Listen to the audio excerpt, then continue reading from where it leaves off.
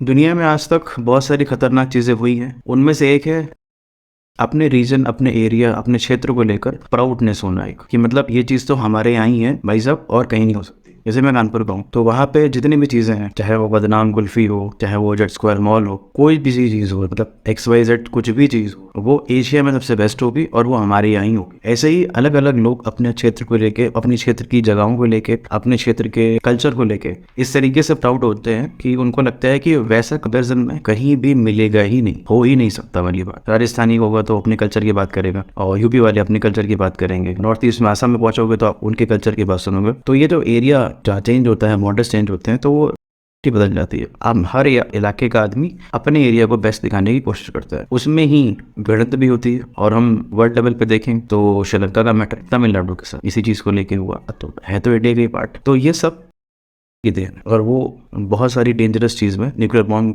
जैसे डेंजरस होता है, वैसे ही रीजनोसिटी भी डेंजरस हो सकती है। तो इतनी लंबी छोटी बातें सिर्फ इसलिए हुई हैं क्योंकि असम में एक मैटर वो देखने को मिला है, गमशा और गमछा के बीच में। क्या है मैटर, फैक्ट्स क्या है, क्या प्रॉब्लम हुई, और इसके हिस्टोरिकल पॉइंट ऑफ व्यू से भी देखने की कोशिश करेंगे कि मैटर क्या इसके पहले भी कभी हुआ है और कहाँ से शुरू हुआ है।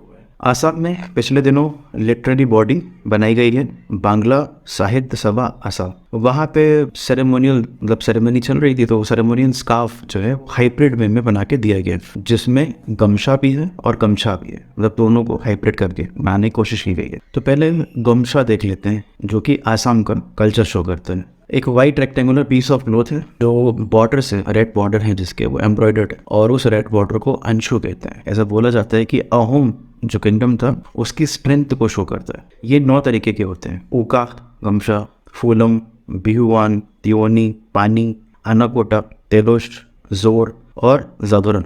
ये अलग अलग प्रकार। असम का जो गमछा है वो सोशली देखें तो म्यूचुअल रिस्पेक्ट को, सॉलिडेरिटी को शो करता है। रिलीजियसली भी इसके बहुत स्पेशल प्लेस है वैष्णव कल्चर में, क्योंकि जो पूजा वाला स्थान है, अगर आप इसको पहन के नहीं बैठते हैं तो वो अधूरा माना जाता है, इतना ज़्यादा इंपॉर्टेंट है गमछा। दूसरी तरफ जो बंगाल का गमछा है, ऐसा कोई सिग्निफिकेंस नहीं है, जैसे कि इनका सोशली और रिलीजियसली इंपॉर्टेंट एस्पेक्ट है वैसा नहीं है, तो ये गमछा है, ये गमछा नहीं। इसी यूनिकनेस को देखते हुए GI टैग भी मिला है गमछा को। बेसिकली ऐसा क्या समझ सकते हैं GI टैग को, कि GI टैग उन वस्तुओं को या उन चीज़ों पे को मिलता है, जोग्राफिकल इंडिकेटर जो टैग है, जिनके लिए स्पेसिफिक एरिया डिसाइड रहता है कि भाई ये हमारे यहाँ का ही है तो हमारे यहाँ ही बनेगा। जैसे कि हम देखते हैं कि कहीं की स्पेशलिटी होती है, मान लेते हैं आगरा में है ताजमहल, तो अब कहीं और बने या ना बने बट कहलाएगा वो आगरा का। तो वैसे ही असम का गमछा जो है वो GI टैग है उसके पास। तो उसके अलावा असम का गमछा किसी भी स्टेट, किसी भी रीजन में नहीं बनाया जा सकता, उसका इम्पोर्टेंस हो गया है,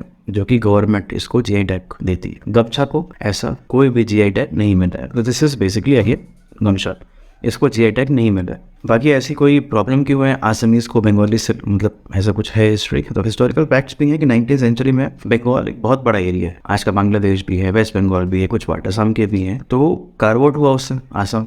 तो उसके पहले क्या है कि बंगाली लैंग्वेज उन्होंने वहाँ पे कंपलसरी कर दी, जो कॉलोनियल पीरियड में। तो जो कम भाषी वाले लोग थे आसामीज, उन पे शायद जोर हो या जुल्म हुआ हो या फिर डेफिसिट ऑफ ट्रस्ट हो उनका, तो तब से उनको बंगालीज पे भरोसा कम देखने को मिलता है। हम 1980s में भी मूवमेंट देखते हैं आसाम में, जिसको आउटसाइडर मूवमेंट भी बोला है। राजीव गांधी ने भी कोशिश की थी कि जितने भी लोग आए हैं असम में उनको आइडेंटिफाई करके बांग्लादेश वापस भेजा जाए। इम्पोर्टेंटली 3 एग्जाम्पल्स के थ्रू हम ये देख सकते हैं कि गमछा असम का कितना इंपॉर्टेंट है। पहला है जो प्राइम मिनिस्टर हमारे मोदी जी, उनके लिए उन्होंने भी बहुत बार इसे यूज किया है। दूसरा, फिनलैंड में एथलेटिक्स हो रहा था जिसमें हिमा दास, जिसको गोल्ड मेडल मिला था, उन्होंने भी इसको पहन के रिप्रेजेंट किया था। तीसरा, माइक फिंके नासा में एस्ट्रोनॉट थे जिनकी शादी एक एसएमई से हुई थी, और इन्होंने भी इस क्लॉथ का इस्तेमाल 2004 में किया था। तो ये इतना इंपॉर्टेंट है आसाम का गमछा, और बाकी जगह का गमछा होता है। तो ये था कुछ फैक्ट और ये था मैटर जो आसाम में देखने को मिला है रिसेंटली।